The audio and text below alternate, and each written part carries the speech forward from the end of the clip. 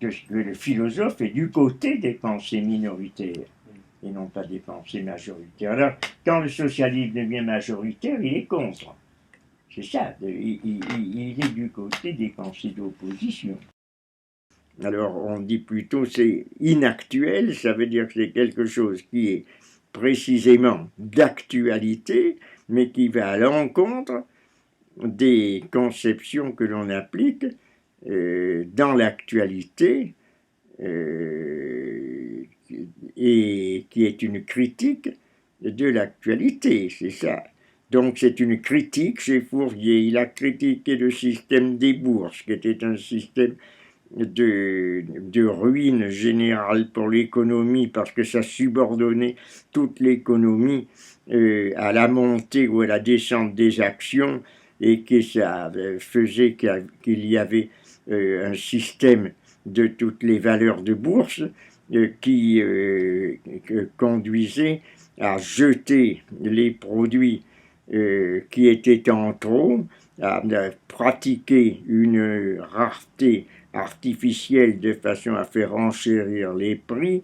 Et bref, tout un tas de choses qui sont tout à fait d'actualité, puisque l'on voit qu'à la fois il y a des gens qui meurent de faim, à la fois on jette des productions complètement idiotes que l'on fait en trop, en partir par exemple des fruits, de tout un tas de choses qui sont inutilisables et qui sont jetables, etc. Donc ça correspond tout à fait à l'actualité économique contemporaine.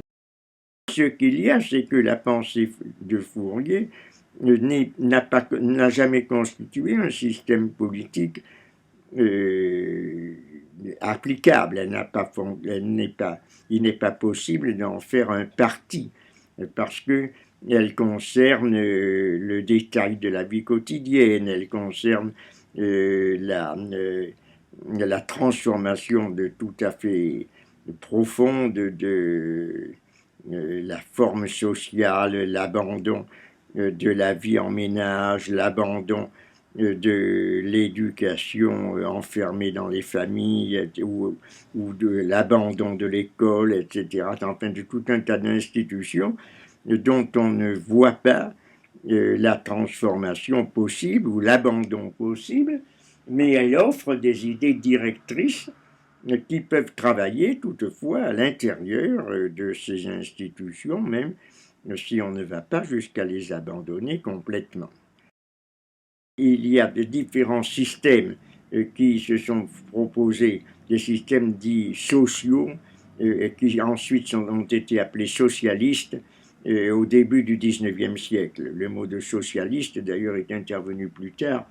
Il a été inventé, je crois, par Pierre Leroux vers 1830. Fourier utilise le mot de sociétaire, Saint-Simon le mot de social, recouvre tout.